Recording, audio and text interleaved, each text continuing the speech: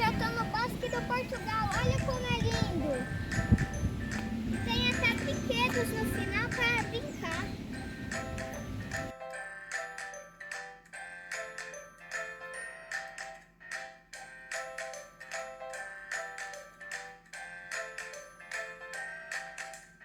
Durante a trilha tem vários poemas como esses.